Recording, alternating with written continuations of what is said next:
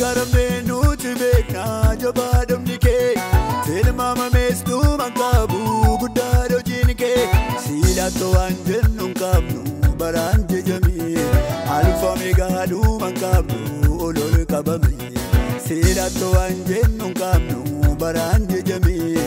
alfa meegaadhuu manqabnu olol qabame silaatoo waan jennu hin qabnu baraan jajamee alfa meegaadhuu manqabnu olol qabame silaatoo waan jennu hin qabnu baraan jajamee alfa meegaadhuu manqabnu olol qabame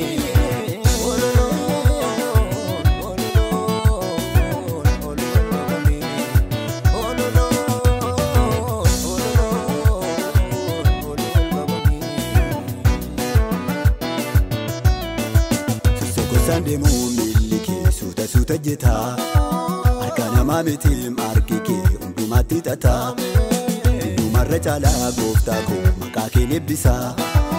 jechuun danda'u maqaan kee ol kaaseen si boonsa sande muumilli kee suuta jeta harka namaa miti margi kee hundumatti tata hundumarra caalaa gooftaa koo maqaa kee eebbisa jechuun danda'u maqaan kee ol kaaseen si boonsa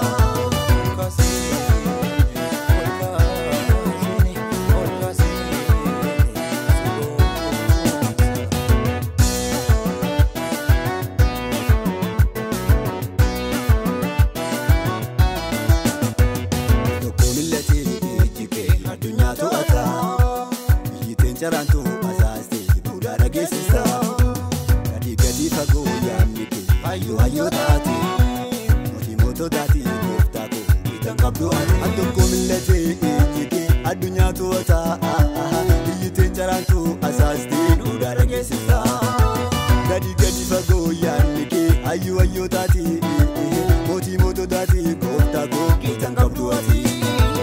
sila so anjeno gamno baranje alfa meegaadhuu manqabnu olol qabame silaatoo waan jennu hin qabnu baraan jajamee alfa meegaadhuu manqabnu olol qabame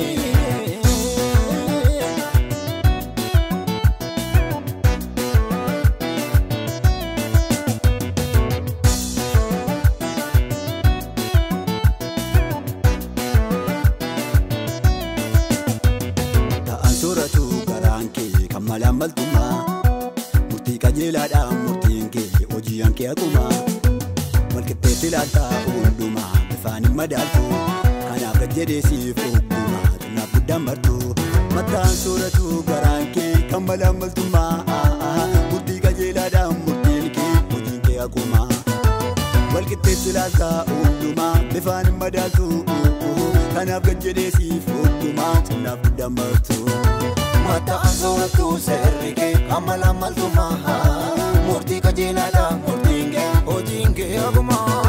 walkitte tilala ejike bevan madaltu